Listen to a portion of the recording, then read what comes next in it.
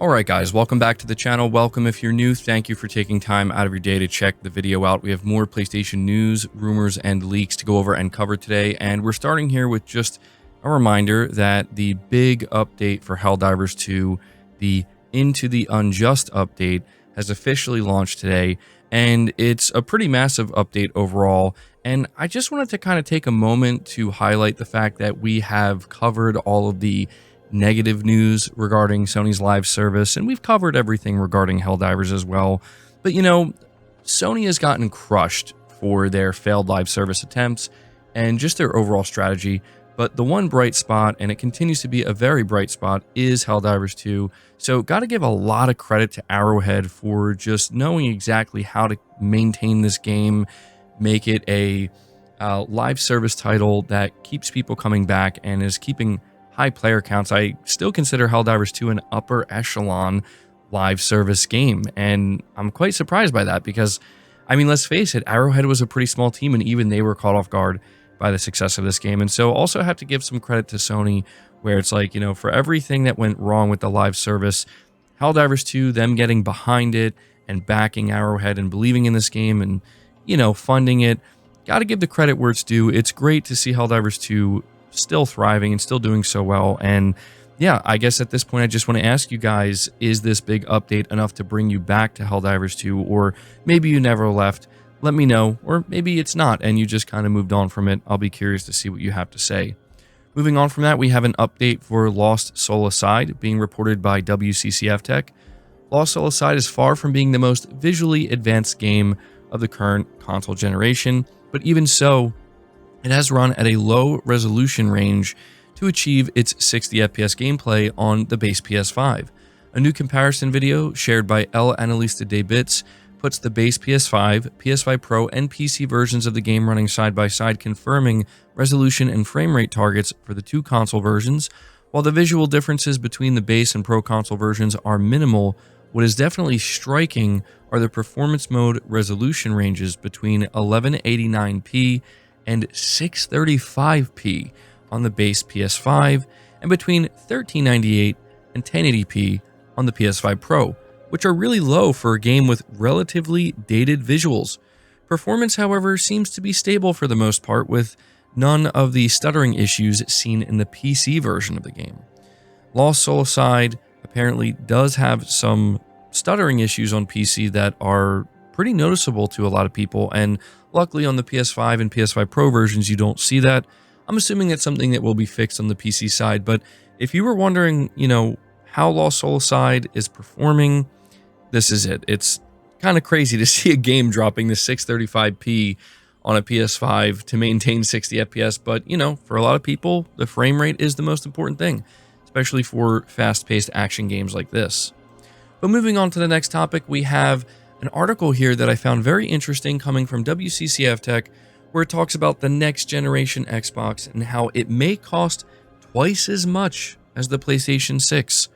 They say here the next generation Xbox system could cost significantly more than the PS6 due to the Magnus APU and the potential support of third-party stores that would deprive Microsoft of a 30% cut on every game sold on the system. Commenting on the next-gen systems on the NeoGAF forums, known AMD leaker Kepler L2 reiterated that the leaked AMD Magnus APU will power both the console and a line of gaming PCs, adding that, contrary to speculation, only the console will support backwards compatibility with previous generation Xbox games, mostly due to publishers not being okay with an Xbox game license getting turned into a PC game license. Outside of a legal gray area of a potential Xbox/Windows dual boot up, Microsoft will likely have no way to get Xbox backward compatible games on PC.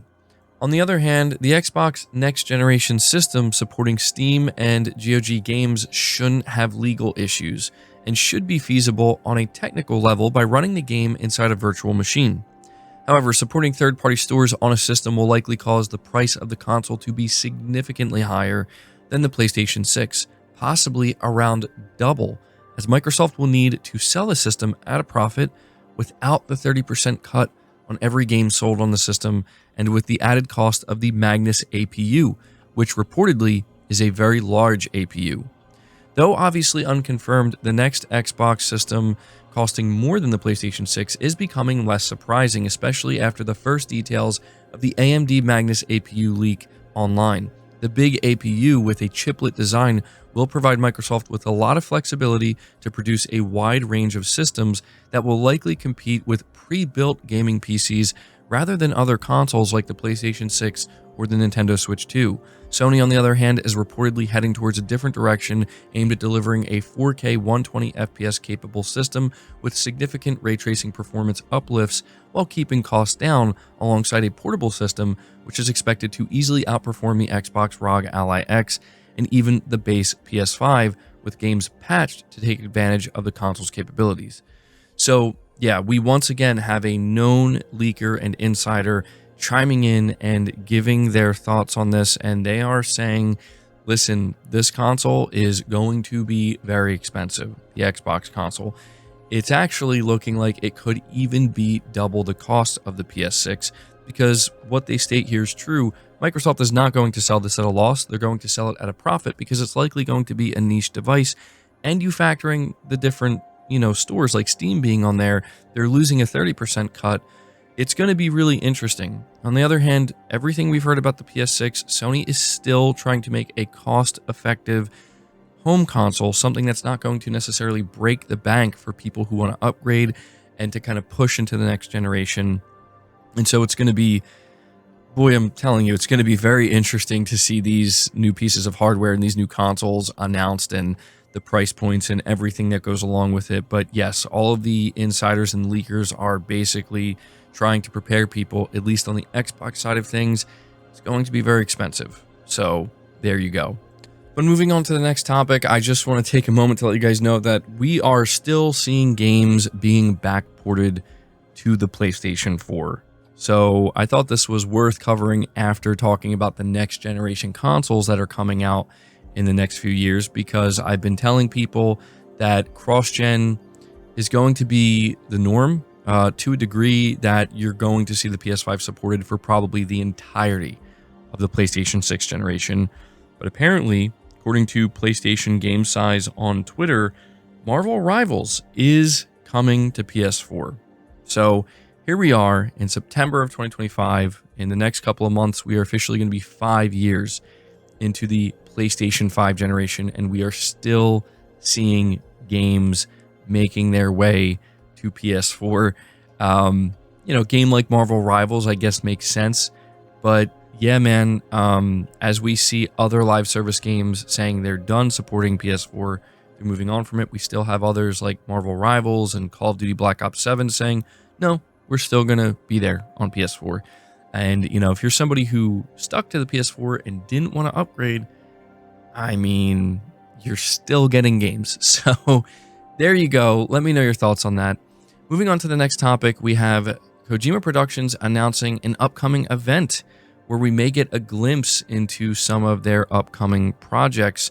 This is announced on the official Kojima Productions Twitter account. They say Kojima Productions 10th anniversary event Beyond the Strand announced. It's taking place September 23rd, and you can buy tickets to this. It's going to be an event that's hosted by Hideo Kojima, and it does emphasize that there will be special guest appearances, but it also says that you're going to get a glimpse into future projects from Kojima Productions. Now, this doesn't necessarily just mean game projects, but of course, that's the big thing everybody's thinking about.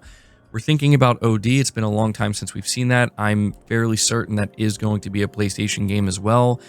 You also think about Fizzant, right? Fizzant is something that a lot of PlayStation players are very interested in, myself included. I'm not sure if we can expect a big or significant update on that, considering how far out it is. But we know that he has other projects in development at Kojima Productions, like a Death Stranding anime, a Death Stranding movie.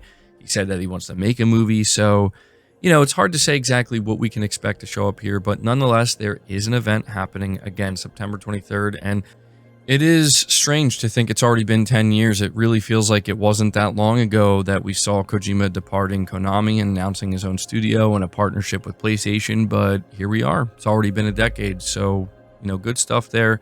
We're going to move on to the next topic here, which is CD Projekt Red once again teasing something for Cyberpunk 2077. I figured I would just let you guys know about this. I know there's a lot of people who are big Cyberpunk fans that play on PlayStation, but also because there is that small chance, although I'm not gonna, I'm not gonna hype anybody up, but I already see people hoping that maybe this is that PS5 Pro support announcement. But it says here, CD Projekt Red has a history of cryptic social media teases related to Cyberpunk 2077, and much to the dismay of level-headed fans everywhere, the developers at it again. Over on X, the game's official account has posted a kind of recruitment ad for NUSA, the new United States of America, signed by the president. The president featured in Phantom Liberty as a central character, and is thus an in-universe message that states the government is seeking brave netrunners to join our efforts and overcome this grave threat.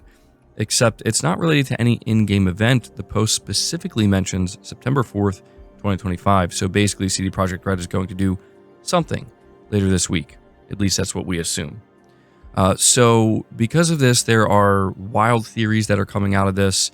People thinking it's a DLC tease.